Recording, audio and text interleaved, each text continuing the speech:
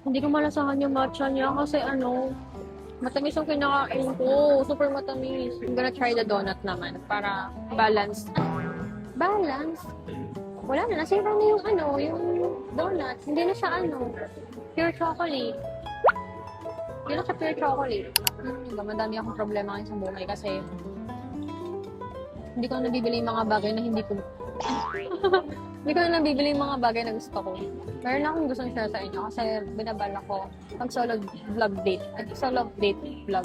Mag-start na talaga ako mag solo date. Kaya, i-face ko na talaga yung fear ko na mag-vlog sa public. Isang taon na yung camera ko. Wala pa ako nag-vlog na maayos.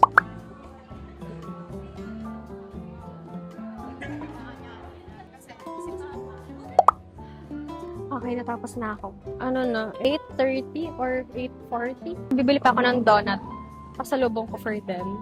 Sa Krispy Kreme. Dito lang siya sa kabila. Ayan lang pala siya. Katabi lang siya ng Starbucks na pinuntahan ko. Kasi nagre-request yung kapatid kong isa, yung lalaki. So, yun na naman nangyari today. Ito na, malapit na ako. Tada!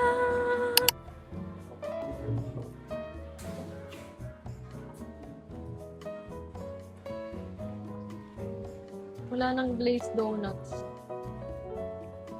Hanap pa tayo ng ibang bibilhan ng to. Nabihan ko na kasi siya. Nabibilhan ko siya ng donuts, Krispy Kreme. Kaso wala ng glazed donuts. Yun ang hinihintay niya. Pero yun pala yung sold out na. Kaya hanap tayo ng ibang pwedeng mabilhan ng donuts niya. Kanina, alam niyo ba, merong batang lumapit sa akin sa Starbucks. Tapos, nasubsob yung mukha ito sa upuan ko. Tapos, alam mo ba, binuhat ko siya. Pinaupo ko sa upuan ko yung parents na nabigla.